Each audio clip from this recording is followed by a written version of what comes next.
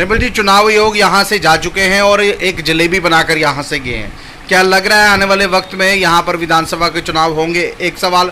दूसरा ये रहेगा कि जिस हिसाब से जम्मू कश्मीर के इस वक्त पॉलिटिकली नेता अलग अलग हो चुके हैं, पीडीपी साथ छूट चुकी है, नेशनल कॉन्फ्रेंस ने कहा है हम कांग्रेस के साथ नहीं लड़ेंगे, आप किस तरह देखते हैं इसको? देखिए, सबसे पहले तो जो आपने ये सवाल किया है कि चुनाव आयोग जो दौरा करके गया और उसके बाद जो पत्रकार वार्ता करके गया है वो इस तरीके से लग रहा है और जम्मू कश्मीर में ऐसा महसूस हो रहा है कि वो अपनी सफाई देने के लिए आया था चुनाव आयोग कि हमारी विश्वसनीयता और क्रेडिबिलिटी के ऊपर कोई फर्क ना पड़े।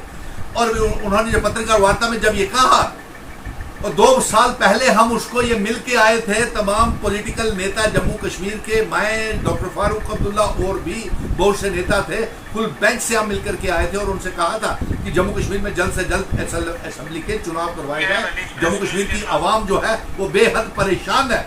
लेकिन न जाने भारतीय जनता पार्टी का चुनाव आयोग के साथ, इलेक्शन कमीशन के साथ क्या गठबंधन था कि 2 सालों तक अभी भी चुनावों का भ्रम फैला हुआ है, कंफ्यूजन है। और ऐसा महसूस हुआ पत्रकार वार्ता के बाद पत्रकार मित्रों कि जिस तरीके से चुनाव आयोग, इलेक्शन कमीशन ऑफ इंडिया अपनी सफाई पेश करने आया हो कि हम बिल्कुल तैयार हैं, और उसने फिर ये तस्लीम किया कि तमाम पॉलिटिकल पार्टी चुनाव चाहती हैं। अगर चुनाव चाहती है तो तारीखों का ऐलान क्यों नहीं किया? फिर दूसरा, चुनाव आयोग ने यह कहा किसी भी ताकत को डिरेल या डिसरप्ट प्रोसेस को नहीं किया जाएगा और प्रशासन भी तैयार है और दिल्ली में जाकर के हम सुरक्षा का जायजा लेंगे।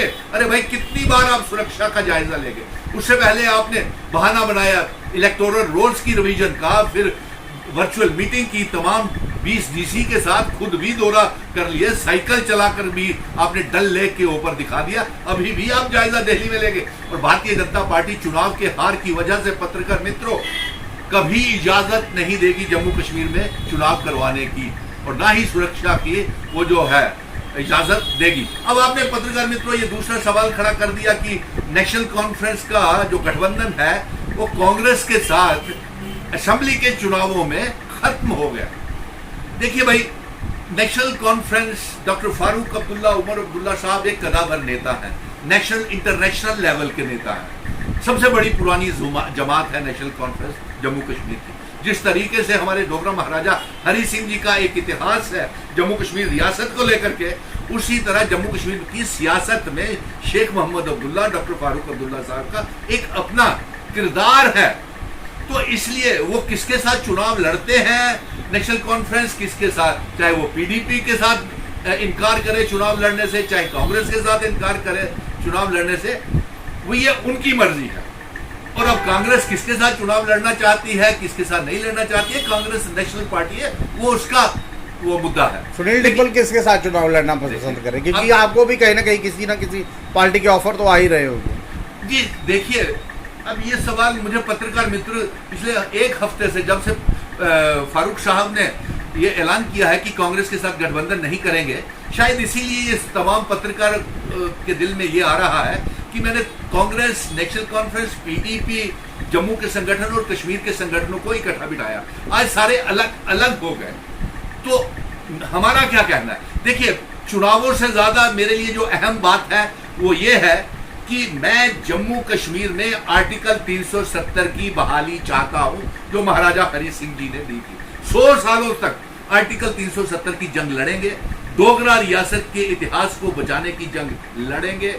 और इसके साथ यही नहीं, हम अपना दरबार मूल, अपनी आइडेंटिटी, कल्चर, डेमोग्राफी, इतिहास और जिन शर्तों के ऊपर हमारे बुजुर्ग महाराजा हरि सिंह जी इस डोगरा रियासत का इल्हाक, जो एक मुल्क होता था, जो एक प्राइम मिनिस्टर यहाँ पे हमारे कई डोगरा रहे, प्रेसिडेंट सदर रियासत रहे डॉक्टर करण सिंह जी, और कुछ शर्तों के ऊपर असेशन भारत के साथ हुआ था, वो वाली असेशन की शर्तों वाली रियासत मैं चाहता हूं।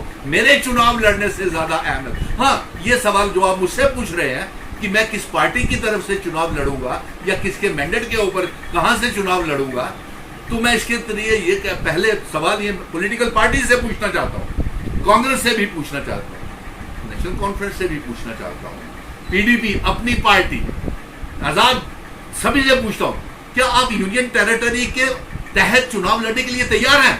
बताइए। क्या आप वहां पे जहां पे आप 15 अगस्त से 26 जनवरी को आप चीफ सेक्रेटरी और एलजी साहब को आपको सलामी देनी पड़ेगी, मुख्यमंत्री को, मिनिस्टर्स को, एमएलएस को, हमारी असेंबली कमजोर हो गई, क्या आप इसके तहत चुनाव लड़ने के लिए तैयार हैं? मेरी तो ये जंग रहेगी। और जो सड़कों से लेकर के सुप्रीम कोर्ट तक, हाँ मैं शुक्रगुजार हूं कि सिर्फ नेशनल कॉन्फ्रेंस ही मेरे साथ, सड़कों से लेकर सुप्रीम कोर्ट तक 370 रियासत के दर्जे को लेकर के और जम्मू कश्मीर में असेंबली के चुनाव को लेकर के डॉक्टर फारूक अब्दुल्ला ही साथ थे। ना तो वहां पे आजाद नजर आया, ना बुखारी साहब नजर आए, ना महबूबा नजर आई। कोई पॉलिटिकल पार्टी ने वहां पे रिट पिटीशन दायर ही नहीं की हुई थी। और ये फैसला जब मैं करवा के लाया हूं कि असेंबली के चुनाव हो, रियासत का दर्जा मिले, फिर आपको इतनी कुर्सी का लालच क्यों है? अभी तो मुद्दे और भी हैं, लेकिन चलिए मैं ज्यादा नहीं कहता। आप यही बता दीजिए कि 370 की वापसी, इंस्ट्रूमेंट ऑफ असेशन की शर्तें, रियासत के दर्जे के तहत चुनाव, जो एलजी और सुप्रीम कोर्ट को जो ताकत दी गई है उसके ऊपर आपका क्या स्टैंड है? क्योंकि मेरा मुआक्कब है, मैं जम्मू कश्मीर, लद्दाख, पीओके, गिलगित बल्टिस्तान को जम्मू कश्मीर रियासत का और भारत का हिस्सा बनाना चाहता हूँ। और रहा जो पत्रकार मित्र मुझसे ये बार बार पूछते रहते हैं, प्रपोजल्स बहुत सी पार्टियों के मैंडेट और टिकट की ऑफर है, लेकिन उससे पहले हमें कुछ मुद्दों को सेटल करना है। मैं लाइक माइंडेड पार्टी के साथ, किसी के साथ भी मिशन स्टेटहुड अलायंस करने के लिए तैयार है, जो हमारे सियासी मुआक्कब के ऊपर चलेगा। 370 इल्हाक की शर्तें, रियासत के दर्जे के तहत चुनाव और इंस्ट्रूमेंट ऑफ असेशन की शर्तों को लागू करेगा।